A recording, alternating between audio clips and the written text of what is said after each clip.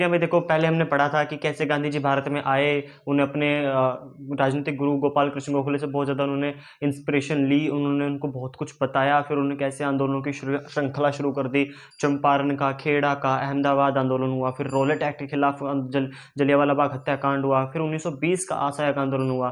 फिर उनको कैसे उन्होंने 22 में वो आंदोलन वापस ले लिया, 6 साल की सजा हुई। हमने ये सब पढ़ा था। हम देखते देखते अपने दूसरे गोलमेज सम्मेलन तक गए थे, दूसरे गोलमेज सम्मेलन तक गए थे।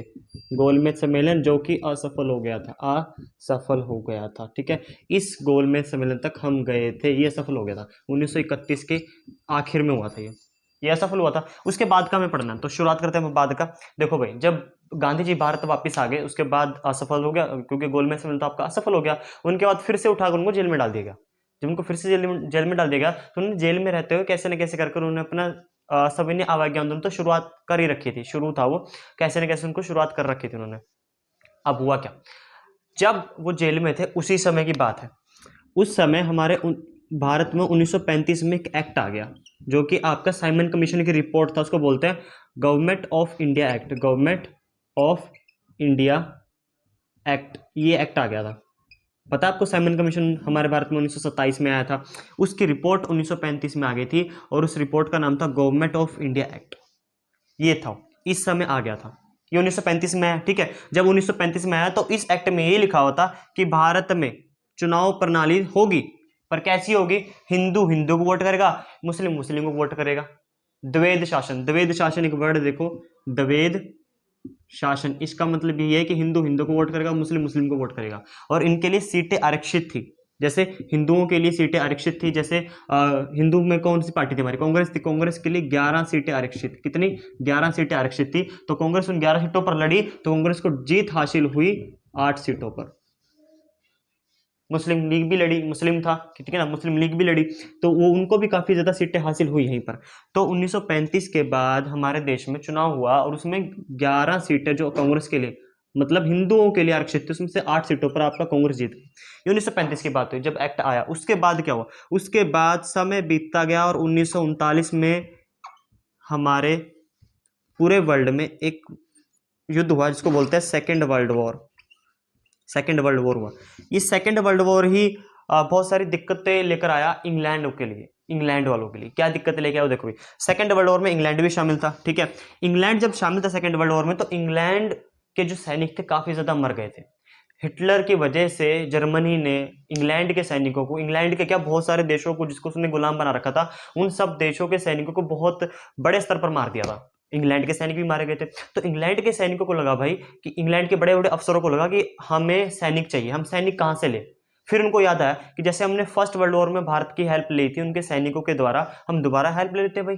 तो चलो भारत, तो वो आते हैं भारत में आते हैं और कहते हैं कि देखो भाई, हमें सेकेंड वर्ल्ड वॉर में आपके भारतीय सैनिकों की हेल्प चाहिए। हमारे गांधी जी से कहा, तुम्हारे गांधी जी ने मना कर दिया कि हम तो तुम्हें कोई हेल्प नहीं करेंगे, क्योंकि हमने तुम्हारी फर्स्ट वर्ल्ड वॉर में जब हेल्प करी थी, तुमने हमें क्या दिया? रोलेट एक्ट दिया, जलियांवाला बाग हत्याकांड कर दिया। हम तुम्हारी दोबारा हेल्प क्यों करें भाई, हम नहीं करते। तो गांधी ने ये कहकर मना कर दिया कि हम तुम्हारी कोई हेल्प नहीं करेंगे।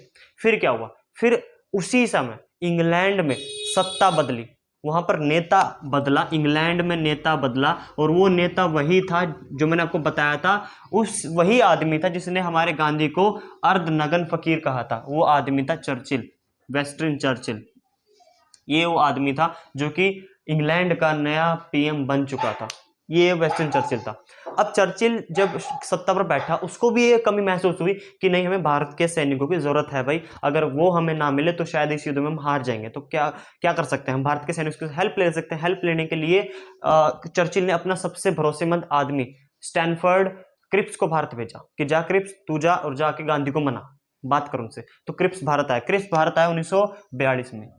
1942 में क्रिप्स भारत आया। क्रिप्स, इसी को क्रिप्स मिशन भी कहते हैं। क्रिप्स जो भारत आया, तो उसका काम था कि गांधी को मनाना कि वो भारतीयों को दे दे इंग्लैंड वालों को, ताकि वो उनकी युद्ध में सहायता कर सके। ये काम करने के लिए क्रिप्स को भेजा गया था। क्रिप्स भारत आया, क्रिप्स गांधी के साथ बैठा, तो क्रिप्स ने बोला भी हम आपके सैनिकों को हमें दे दो ताकि वो हमारी हेल्प कर दें। तो गांधी ने उनके सामने भी वही बात रखी। उन्होंने 2 बातें रखी गांधी ने, कि पहली बात तो बोला, देखो हम तुम्हारी हेल्प कर देंगे, हमें 2 चीजें चाहिए। पहली बात तो स्वतंत्रता दे दो, अगर स्वतंत्रता नहीं दे पा रहे हो तो कोई बात नहीं, तुम्हारा जो वायसराय है ना उसके कैबिनेट में हमारे एक भारतीय को रक्षा मंत्री बनाओ, मतलब ये बोला। जैसी ये बात हुई तो क्रिप्स ने मना कर दिया, भाई मैं ये काम नहीं कर सकता, ये काम मैं नहीं कर सकता। तो क्रिप्स मिशन 1942 में असफल माना जाता है, क्योंकि क्रिप्स ने इनकी बात नहीं मानी। आजादी की बात करी तो आजादी क्रिप्स ने बोला भाई मेरे हाथ में आजादी नहीं है। तो जब उसके वायसराय जो उस समय था, उसके वायसराय हमारे भारत का था, ठीक है ना, वायसराय का जैसे आज हमारे भारत के राष्ट्रपति हैं वैसे ही उस समय भी राष्ट्रपति थे, लेकिन उनका नाम वायसराय था, ठीक है। तो हमारे गांधी ने दूसरी बात ये रखी, अगर तुम आजादी नहीं दे पा रहे तो हमें वायसराय के जो तुम्हारा वायसराय की जो कैबिनेट है उसमें हमारे एक भारतीयों को रक्षा मंत्री बना दो, बस छोटी सी बात, इतना सा काम था। करने से इनकार कर दिया, उन्होंने बोला हम ये भी नहीं कर सकते, ये भी हो गया। अब गांधी को आया गुस्सा, ये नहीं कर पा रहे हैं तो कोई बात नहीं भाई, हम तो कुछ करेंगे ना। अब गांधी को बात समझ में है कि जब आपका दुश्मन किसी और दुविधा में फंसाओ, उस वही समय होता है उस पर अटैक करने का, वही समय होता है उस पर एक्चुअल अटैक करने का। ये भांप लिया था गांधी ने, और गांधी ने देखा कि इंग्लैंड के हाथ जले हुए हैं, कहां पर, सेकेंड वर्ल्ड वॉर में। अब मौका इंग्लैंड पे दोबारा से चोट मारने का। तो गांधी ने सोचा एक काम करते हैं भाई, 1942 में एक आंदोलन खड़ा करते हैं। आंदोलन का नाम था भारत छोड़ो आंदोलन। भारत छोड़ो आंदोलन, जैसे क्रिप्स भारत से गया उसी के बाद भारत छोड़ो आंदोलन की नींव रख दी गांधी ने हमारे भारत में। तो भारत छोड़ो आंदोलन की शुरुआत फिर 1942 में हो गई, जब क्रिप्स भारत से चला गया, असफल हो गया। तो भारत छोड़ो आंदोलन की शुरुआत, ठीक है, जब भारत छोड़ो आंदोलन की शुरुआत 1942 में हुई, उसी समय जिस दिन इस आंदोलन की नींव, मतलब जिस दिन इस आंदोलन को शुरू करने जाना था, उसी दिन हमारे 3 बड़े नेताओं को गिरफ्तार कर लिया अंग्रेजी सरकार ने। इसमें सबसे पहले थे आपके गांधी जी, उनको गिरफ्तार कर लिया अंग्रेजी सरकार ने। दूसरे नेहरू को गिरफ्तार कर लिया, ठीक है। तीसरे थे आपके राजेंद्र प्रसाद। इन तीनों को गिरफ्तार कर लिया, और ये 3 ही मेन आदमी थे जिनको इस आंदोलन की शुरुआत करने जाना था मुंबई में, पर नहीं कर पाए, क्योंकि अंग्रेज नहीं चाहते थे कि जब वो सेकेंड वर्ल्ड वॉर में इन्वॉल्व हैं तो कोई और उनको पीछे से तंग करे। तो उन्होंने पहले ही हमारे भारतीयों को समझा दिया था, नेताओं को, कि देखो भाई हम पहली वर्ल्ड वॉर 2 में शिरकत है, हमारे बहुत ज़्यादा नुकसान हो गया सेकेंड वर्ल्ड वॉर में, और अब तुम कोई हरकत मत कर देना। पर फिर भी गांधी ने यहाँ पर भारत छोड़ो आंदोलन की शुरुआत कर दी, जिसकी वजह से फिर अंग्रेजों ने उनको उठा लिया और जाकर जेल में भर्ती कर दिया, जेल में डाल दिया, ठीक है। फिर जब उनको तीनों नेताओं को गिरफ्तार कर लिया, तो हमारे खुद जब यहाँ के लोगों को पता लगा कि तीनों नेता गिरफ्तार हो गए हैं रात में ही, तब हमारे भारत छोड़ो आंदोलन के सबसे बड़े स्तर पर जिसने आपके अंडरग्राउंड रहकर जिसने इसकी शुरुआत, मतलब इसको चलाया, इस आंदोलन को चलाया, उनका नाम था आपका जेपी जयप्रकाश नारायण। वो आदमी थे जिन्होंने अंडरग्राउंड रहकर इस आंदोलन को चलाया। और जैसे जैसे लोगों को इस ये बात का पता चलता गया कि हमारे नेता को गिरफ्तार कर लिया, तो जितने भी लोग थे वो सब जुड़ते गए। मुंबई में छात्रों ने कॉलेजों में जाना बंद कर दिया, बच्चों ने स्कूलों में जाना बंद कर दिया, हड़तालें बंद और तोड़फोड़, ये सब हुआ मुंबई के अंदर, बहुत बड़े स्तर पर ये सब हुआ। और बहुत पहला ऐसा आंदोलन था जिसमें बहुत बड़े स्तर पर छात्र और छात्राएं आकर इस आंदोलन में जुड़े थे, हड़तालें हुई इसमें। पर कहते ना भाई, जो नेता होते हैं अगर वही नहीं होंगे तो आपका आंदोलन चलेगा कैसे। तो 3 बड़े नेता थे ही नहीं इस आंदोलन को चलाने के लिए, इनको बताने के लिए, डायरेक्शन देने के लिए, तो ये आंदोलन असफल हो जाता है। ये थे ही नहीं, तीनों नेता नहीं थे, ठीक है ना।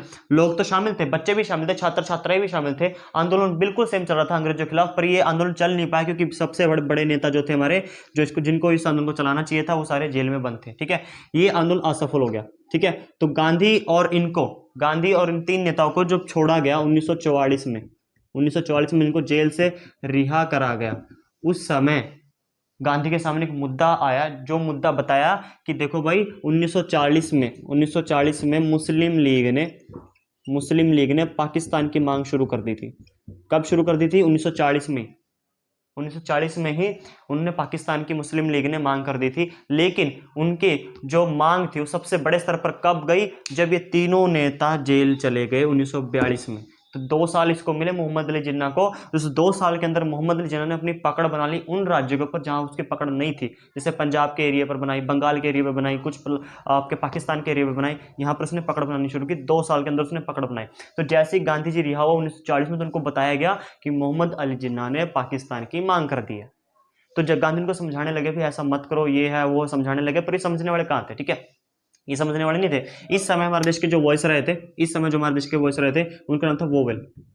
ये थे वो, इनके बीच में वार्ताएं कराते हैं, मीटिंग्स कराते हैं भाई, अगर समझ जाए। और ये मीटिंग्स कराने का सिर्फ दिखावा था, क्योंकि डेफिनेटली अंग्रेजी भी यही चाहते थे कि मोहम्मद अली जिन्ना अपनी पाकिस्तान की मांग ना छोड़े, क्योंकि वो चाहते थे कि भारत का बंटवारा हो, वो चाहते थे। तो वोवेल दिखावा कर रहा है कि भाई शांत हो जाओ, शांत हो जाओ, दिखावा कर रहा है। उसी समय इंग्लैंड में 1945 के समय यहाँ पर पार्टी बदली। अब पार्टी बदल गई, यहाँ पर पार्टी आई लेबर पार्टी आई, और लेबर पार्टी का जो पीएम बना वो हमारी आज़ादी के हक में था, भारत की आज़ादी के वो हक में था कि भारत को आज़ादी मिलनी चाहिए, इसी समय बना।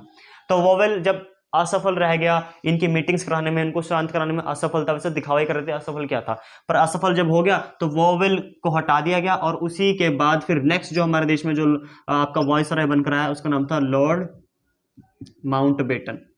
ये वो व्यक्ति था जो हमारे देश को दो टुकड़े करने में सबसे अहम भूमिका निभाएगा, यही था वोवेल। इनके बाद आया वोवेल, लॉर्ड माउंटबेटन, ठीक है, वोवेल के बाद आया। तो जब ये आए, इन्होंने भी दिखावा करना शुरू किया, भाई देखो भाई शांत हो जाओ, क्यों लड़ रहे हो तुम, पाकिस्तान की मांग कर रहे हो, कोई बात नहीं, आप मांग तो करते रहो पर शांतिपूर्ण करते रहो।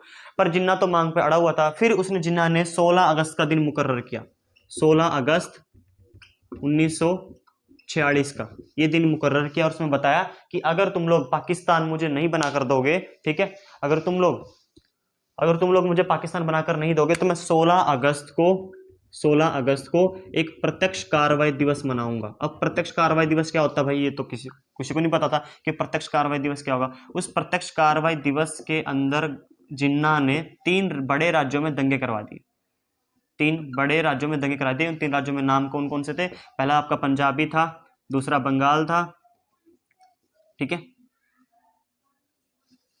और आपका तीसरा लाहौर।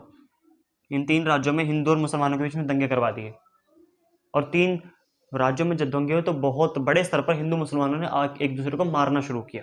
अंग्रेजों को तो चाहिए ये था कि दोनों लड़ते रहे, भिड़ते रहे, हमारा काम बनता रहे, इनका ध्यान हमारे ऊपर जाए ही ना, ये अपने ही हिंदू मुसलमान करते रहे, वो तो चाहते यही थे, ठीक है, और कर भी दिया जिन्होंने। 3 राज्यों में दंगे करवाए। तो इन दंगों को शांत कराने के हमारे गांधी गए थे, सभाएं करने गए, लोगों को समझाया, ये सब करा उन्होंने, तब जाकर ये प्रत्यक्ष कार्रवाई दिवस उन्होंने खत्म करवाई जिन्ना से कहकर। तब हमारे नेता को लगा भाई अभी मानने वाला नहीं है, इसको तो पाकिस्तान देना ही पड़ेगा, ये बिल्कुल भी मानने वाला नहीं है। तो फिर लॉर्ड माउंटबेटन ने भी घोषणा कर दी, ठीक है भाई, हम तुम्हारे देश को आज़ादी देंगे, आज़ादी के साथ हम तुम्हारे देश को 2 हिस्सों में बांट कर भी जाएंगे। तो गांधी भी राजी होकर भाई दे दो इनको, बना करो यार, साइड करो, है ना। तो गाइन का पूरा मुकर्रर हुआ डेट के काम करते भाई, 15 अगस्त को देश आज़ाद करेंगे, लेकिन उसके साथ ही हम 14 अगस्त को पाकिस्तान को तुम्हारे देश से अलग करेंगे। ये अंग्रेजों ने सोच लिया था, और हमें आज़ादी मिली, 15 अगस्त को हम आज़ाद हुए। जैसे हम जिस रात हम आज़ाद हुए तो हमारा पहला, आपको पता है जवाहरलाल नेहरू का पहला भाषण ट्रिस्ट विद डेस्टिनी, ये था आपका ट्रिस्ट विद डेस्टिनी, ये आया था जब उन्होंने बताया था कि आज जब इस रात को जब पूरा भारत देश सो रहा है, उस समय हम भारत देश की स्वतंत्रता की घोषणा कर रहे हैं। ये हमारे नेहरू जी का पहला भाषण था संसद में जब भारत आज़ाद हुआ था उस समय का, तब ये हुआ। उसके बाद तो भाई बस 15 अगस्त के दिन तो हर जगह शोर शराबा, आज़ादी का, अंग्रेज चले गए, सब शोर शराबा हो रहा था उस समय। सब जगह गांधी को राष्ट्रपिता का दर्जा दे दिया था जिस समय आज़ाद हुए थे। लेकिन जिस समय दिल्ली में पूरा जश्न मनाया जा रहा था हमारी आज़ादी का, उस समय गांधी जी दिल्ली में मौजूद नहीं थे। वो अपने उपवास के दिन, वो यहाँ पर थे ही नहीं, दिल्ली में वो थे ही नहीं, वो उपवास रखा हुआ था उन्होंने, ठीक है। तो उनको एक मतलब खुशी भी थी और गम भी था। खुशी की चीज़ की थी, हमें आज़ादी मिल गई, इतनी कड़ी मशक्कत के बाद, इतनी मेहनत के बाद, इतने सारे आंदोलनों के बाद हमें आज़ादी मिली है। आज़ादी मिली भी किस बिना पर मिली, 2 हिस्सों पर मिली। एक हिस्सा हमसे अलग हो गया था पाकिस्तान, तो गांधी को कहीं ना कहीं उसका भी दुख दर्द था, हमारे पाकिस्तान को अलग हो गया था उसका भी दुख था हमारे गांधी को, ठीक है। तो वो सब हुआ 15 अगस्त को जब आज़ाद हुआ, जश्न मनाया जा रहा था, पूरे हर जगह पर जश्न मनाया जा रहा था। तो उसी समय आपको पता ही, जब आज़ादी मिली तो उसी समय हिंदू मुसलमानों के बीच में युद्ध छिड़ गया, हिंसक घटनाएं हुई, पाकिस्तान से हिंदुओं को मारकर भेजा गया, फिर यहाँ भारतीयों ने भी फिर मुसलमानों को मार के भेजना शुरू कर दिया। ये सब हुआ था ना, इन सब घटनाओं को शांत करवाने के लिए हमारे गांधी जी, हमारे गांधी जी जगह जगह जाकर सभाएं कर रहे थे। दिल्ली गए, लाहौर गए, बंगाल गए, जहाँ पर हिंदू मुसलमानों की हिंसक घटनाएं हो रही थी, उन सबको शांत कराने के लिए गए थे। आपने देखा था, मैंने आपको बताया था कि कैसे मुसलमानों ने हमारे हिंदू के ट्रेन को पूरा मारकर भेजा था, फिर हमारे हिंदू ने भी फिर यहाँ से मार के भेजना शुरू कर दिया था। तो ये सब घटनाएं हुई, इन सब घटनाओं को शांत कराने के लिए हमारे गांधी जी गए थे और सभाएं करने लगे थे, हर जगह जगह जाकर वो सभाएं कर रहे थे। उसी समय सभा करते करते उनमें कुछ हिंदू ऐसे लोग थे, कुछ हिंदू लोग थे जो गांधी को हमदर्दी मान रहे थे मुसलमानों का बहुत बड़े स्तर पर, और गांधी ने हिंदुओं को हिंदुओं के मंदिरों में जाकर कुरान भी पढ़ी थी, वो भी उनको गलत लगता था कि भाई हिंदू हिंदू हो तुम, तो हिंदुओं के मंदिरों में तुम कुरान कैसे पढ़ रहे हो, ये सब बातें थी। और कुछ हिंदू ऐसा ही मानते थे कि जो हमारे गांधी जी हैं ये मुसलमानों के हमदर्द बन रहे हैं काफी ज्यादा। तो जब गांधी जी सभाएं कर रहे थे उस समय इन हिंदुओं के मन में गांधी जी के प्रति गलत गलत धारणा जाग उठी। तो जब ये सब सभाएं कर रहे थे उसी समय एक 20 जनवरी 1948 को उनके ऊपर एक हमला हुआ। पर इस हमले को उन्होंने ज़्यादा बड़े स्तर पर, ज़्यादा मतलब बहुत बड़ी बात नहीं लिया। उन्होंने सोचा अभी हमले तो होते रहते हैं, कोई बात नहीं, सीरियसली नहीं लिया इस बात को। 20 जनवरी की जब उन पर हमला हुआ तो उन्होंने बहुत बड़ा इसको सीरियसली नहीं लिया। उसके बाद एक सभा में बैठे थे, दिल्ली में ही वो सभा कर रहे थे, ठीक है। वो चाहते थे कि वो लाहौर पे जाए, वहां पर भी जाके लोगों को समझाए, पर वो सोच रहे थे भी किस मुंह से जाऊंगा मैं उधर, है ना। जब भारत में ही मुसलमान सुरक्षित नहीं, मैं उनको सुरक्षित नहीं कर पा रहा हूं, तो मैं आपका पाकिस्तान जाकर क्या बोलूंगा लोगों को, ठीक है। तो ये सब घटनाएं थी। तो दिल्ली में जो सभा कर रहे थे तो उसी समय 30 जनवरी 1948 का दिन था, ठीक है। तो उसी दिन सभा के अंदर से एक लड़का निकलता है नाथुराम गोडसे, और वो गांधी को 3 गोली मारता है, धाड़ धाड़ धाड़, और गांधी को वहीं मारकर वो उसकी हत्या हत्या कर देता है और खुद को पुलिस के सामने सरेंडर कर देता है। और गांधी जब मर रहे थे तो उसी समय उनके मुंह से सिर्फ एक ही आवाज निकली थी, हे राम, बस ये निकला था। उसके बाद गांधी की मृत्यु हो जाती है। नाथुराम गोडसे ने 3 गोलियां मारी उनको, और नाथुराम गोडसे से जब पूछा गया तो उसने यही बात बोली कि जो आपके गांधी जी थे वो मुसलमानों के काफी हमदर्द बन रहे थे। और उन्होंने दूसरी बात ये बोली कि मुझे सबसे गलत बात ये लगी गांधी जी की कि उन्होंने हिंदुओं के मंदिर में कुरान क्यों पढ़ी। कट्टर हिंदू था ये नाथुराम गोडसे, तो उसने हमारे गांधी जी को 3 गोलियां मारी और उनकी जीवन लीला समाप्त कर दी। 30 जनवरी को मारी थी, ठीक है। तो ये सब हुआ। उसके बाद पूरे देश में शोक की लहर दौड़ पड़ी, पूरे देश में शोक लहर दौड़ पड़ती है। और हमारे गांधी जी की मृत्यु होने के बाद ये आपका गांधी का आगमन का पूरा चैप्टर खत्म हो जाता है। अब जो इस चैप्टर में से जो आपको इंपॉर्टेंट क्वेश्चन आएंगे वो मैं आपको बताता हूँ। सबसे इंपॉर्टेंट क्वेश्चन जो आपसे पूछा जा सकता है वो पूछेगा, बताओ गांधी इरविन समझौता क्या था। वो पूछेंगे आपसे कि गांधी इरविन समझौता क्या था। आपको याद है गांधी इरविन समझौता, मैंने आपको बताया था कि गांधी ने 3 शर्तें रखी थी कि नमक कानून हमें बनाने का अधिकार दो, हमारे नमक का आंदोलन में जिस समय हमारे 70,000 लोग तुमने गिरफ्तार किए तो उन सबको रिहा करो, ठीक है। अतीत में जितने भी विद्रोही उन सबको रिहा करो। ये 3 शर्तें थी ना हमारी गांधी की, ये बहुत इंपॉर्टेंट है, ये आपसे पूछी जा सकती है। पूछेंगे कि बताओ गांधी इरविन समझौता क्या था, ये आपसे पूछा जा सकता है। ये था वो समझौता, ठीक है। दूसरी बात आपसे क्या हो सकती है, वो ये पूछेंगे बताओ भाई हमारे जो नमक कानून है वो किन वजह से प्रसिद्ध हुआ, किन 3 कारणों की वजह से प्रसिद्ध हुआ। तो पहला कारण आपको पता ही है, टाइम्स पत्रिका, उसने जब हमारे गांधी जी की तारीफ कर दी थी। दूसरी बात, अंग्रेजों को यह भास हो गया था कि भाई देखो अब लगता है हमें भारतीयों को सत्ता में हिस्सेदारी देनी पड़ेगी। तीसरी बात, इस आंदोलन में महिलाओं ने बड़े स्तर पर आकर भाग लिया था। हमारा पहला ऐसा आंदोलन था जिसमें महिलाएं बड़े स्तर पर आकर जुड़ी थी। और इस महिला उस जो बड़े स्तर पर इसमें महिलाएं आकर जुड़ी, उसमें सबसे पहली जो महिला थी वो थी कमला देवी चट्टोपाध्याय, जिसने शराब के कानूनों के खिलाफ बहुत बड़े स्तर पर आंदोलन किए थे। ये सब आंदोलन किए थे उन्होंने, ठीक है। ये भी आपसे क्वेश्चन आ सकता है, इंपॉर्टेंट क्वेश्चन जो आपको बताया। 2 क्वेश्चन हो गए। तीसरा क्वेश्चन आपसे पूछा जाएगा कि मतलब भारत छोड़ो आंदोलन की व्याख्या करें या उस पर विस्तृत नोट बताएं। तो आपको बताया मैंने, भारत छोड़ो आंदोलन की स्थापना 1942 में करी गई थी। हमारे 3 नेता थे जिनको गिरफ्तार कर लिया गया था। उसके बाद ये जो आंदोलन था ये बच्चों के द्वारा, छात्र छात्राओं के द्वारा, लोगों के द्वारा मुंबई से शुरुआत करी गई थी। हड़तालें हुई, तोड़फोड़ हुई और बहुत कुछ हुआ, सब आपको बताया। फिर बाद में असफल हो गया। क्यों? क्योंकि इसमें 3 बड़े जो नेता थे वो उस समय जेल में बंद थे। तो जब ये असफल हो गया उसके बाद फिर गांधी को रिहा कराया गया 1940 में, ठीक है। ये मैंने आपको बताया, ठीक है। ये तीसरा बड़ा क्वेश्चन था। और आपसे क्वेश्चन आ सकता है, आपसे चोरा चोरी हत्याकांड पूछ लेंगे, बताओ कहाँ हुआ था, क्या हुआ था। मैंने आपको बताया था चोरा चोरी हत्याकांड, ठीक है। अगर आपने मेरी प्रीवियस वीडियो नहीं देखी, पहला पार्ट, तो जाकर प्लीज मेरे इस वीडियो को देख लीजिए, आपको उसमें अंदाजा हो जाएगा कि इसमें चोरा चोरी हत्याकांड में क्या हुआ था। वो आपसे पूछा जा सकता है, ठीक है। 3 क्वेश्चन हुए। और आपसे पूछा जा सकता है हाँ, और आपसे पूछा जाएगा बताओ 1929 का जो लाहौर अधिवेशन हुआ था, 1929 का लाहौर अधिवेशन मैंने आपको बताया था कि गांधी ने 1928 तक किसी बड़े आंदोलन में शिरकत नहीं करी थी। लेकिन 1929 में जब कांग्रेस का अधिवेशन चल रहा था, दिसंबर के महीने में लाहौर में चल रहा था, वो लाहौर अधिवेशन 3 बातों की वजह से काफी ज्यादा प्रसिद्ध था। मैंने बताया था आपको। आपसे पूछा जाएगा बताओ वो 3 बातें क्या थी। जैसे पहला तो आपको नेहरू को कांग्रेस का अध्यक्ष बनाना, पहली बात तो ये थी।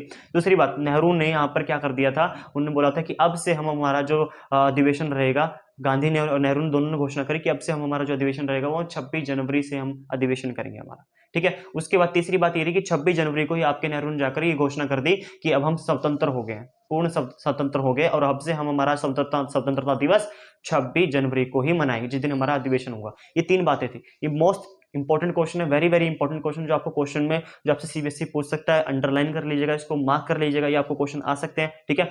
और आशा करता हूँ कि आपको सेकंड पार्ट भी समझ आया होगा। मिलता हूँ आपको अगली वीडियो में, जब तक के लिए जय हिंद, और इंतजार करिए हमारी नेक्स्ट वीडियो का।